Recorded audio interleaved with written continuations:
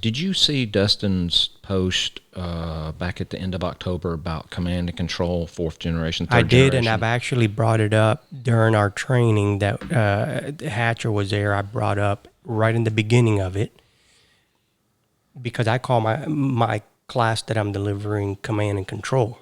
And I don't disagree with it. Just to let you know, I don't disagree with it. I understand the different generations, but they almost made it a bad word. And I said, let's just knock this out. We command and control incidents that are chaotic. I'm not talking about controlling people because that had just come out when I'm getting ready to deliver our 2020 training overview, which literally says we're going to be doing command and control. So yes, I saw that article.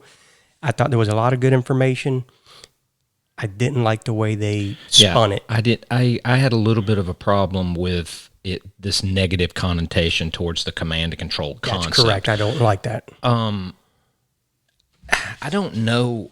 I guess my question is there's a comment in here about command and control's inability to keep up with fast-moving incident forces a pivot to command, not to control, which I kind of understand what they're saying. Control means that you give an assignment and you are watching and controlling that particular assignment, and you've stopped thinking about what the next move may be or what the potential for the event, what may happen in the event. That's the spin I feel like they were putting, or I don't want to say they, I don't know who they is, but right. It's just like this negative thing.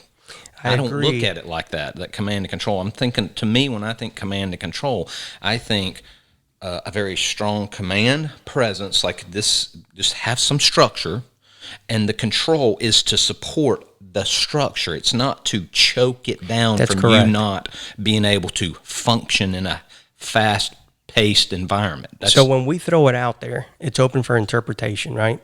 So when we say command and control, some of the perception is that it's that, hey, I need you to stretch this size line to this location to go blank. Right. You're controlling us.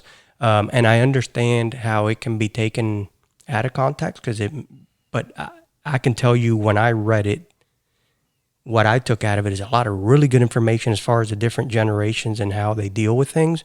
But I also thought it seemed like they were putting a negative spin on command and control. Those two words applied 100 years ago and still apply today. I'm not trying to command and control individuals per se. I don't want to turn into it's just the event as a whole. Micromanagement. Right. It is the event as a whole. That is what we have always and will always do, is command and control chaos. That's the fire that's burning, the building that's collapsed. It's just a command and control. And I think people, the way I was reading it, and I may have totally misinterpreted it, just kind of put this thing where I'm trying to control people and we need to get away from that. No, I'm going to give you an assignment, right?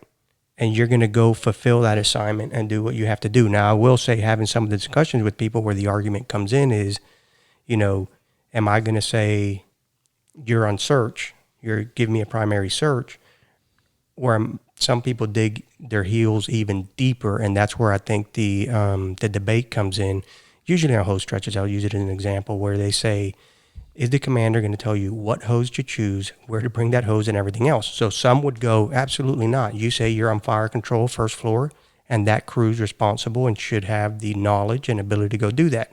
Then you'll go speak to somebody else, and they'll say, no, I'm going to tell them, give me an 1 3/4 A side of the structure, fire control on the first floor.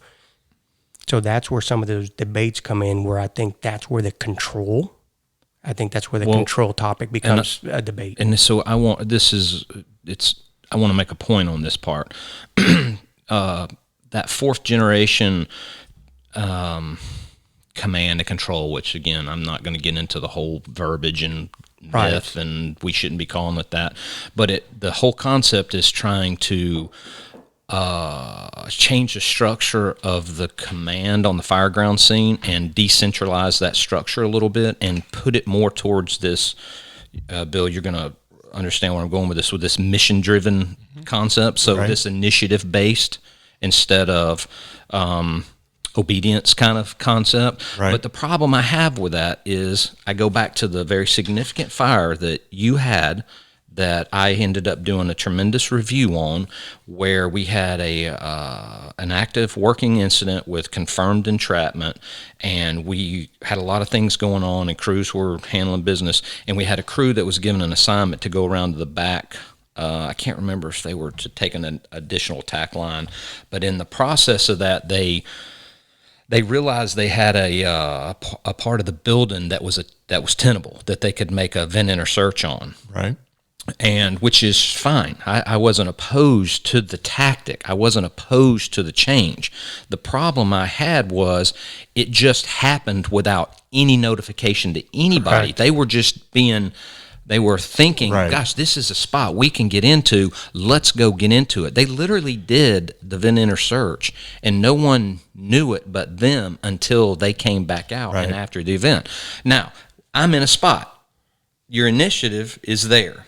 The end result was positive because nobody got hurt, even though that individual didn't get found in that room. Right. But in my opinion, again, maybe say I'm old school, this is archaic thinking, but that's not okay to me. I know that you fell into the decentralized structure, but that's not okay with me. To me, would have been, Chief, we are on the back side of the structure. We have located what appears to be a tenable area. How we are requesting to do vent enter search, alter our Right. original. Right.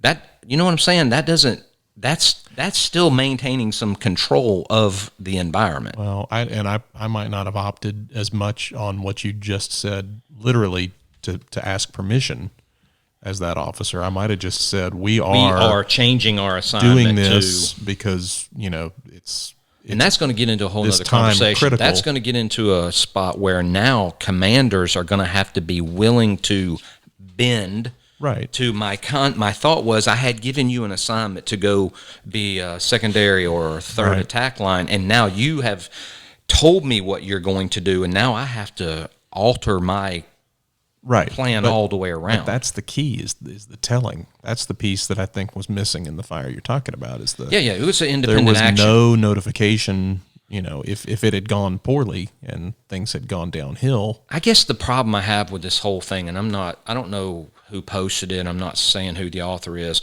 but I'm just saying it's written in such a way that it makes those kind of things okay. It makes people feel like it's okay. Hey, listen, the initiative was there, the intent was there. I don't see what the problem is. Well, and that's a little bit we of a talked problem. about this in another episode that we didn't put out, but so I'm going to try and catch the listeners up. But we were talking about the Mission, the Men, and Me, the book, Right.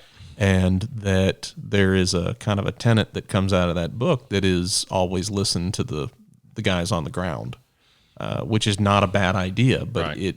It just got to be taken in context. There still well, has it to doesn't. be You can't turn it into the guys on the ground always know what's best 100% of the time, and you should believe everything they say. That's not. You can't take it to that extreme, like what you're just talking about. You're saying, you can't. It can't be free reign that I'm going to use this idea to do anything I want on the fire ground and justify it because, It'd be fun to have this conversation with the author just to kind of see where. So for people to know, and I think I'd be comfortable putting this out here because it is a good article. And let me say that I think we can take some of these things out of context. Can you tell us what the article is for our listeners? So the 'Cause I don't know the article. is Command, Not Control, the Fourth Generation of Firefighting. And it was written by Eric Saylors, Saylors. And just the first expert on the first little quote on it says, "Fourth generation firefighting bends the policies to the incident, not the incident to the policies." With that being said, when they write the title, so right off the bat, because just the human brain, the way it's going to function, it's going to key in on this. It says Command, capital NOT, not Control, the fourth generation.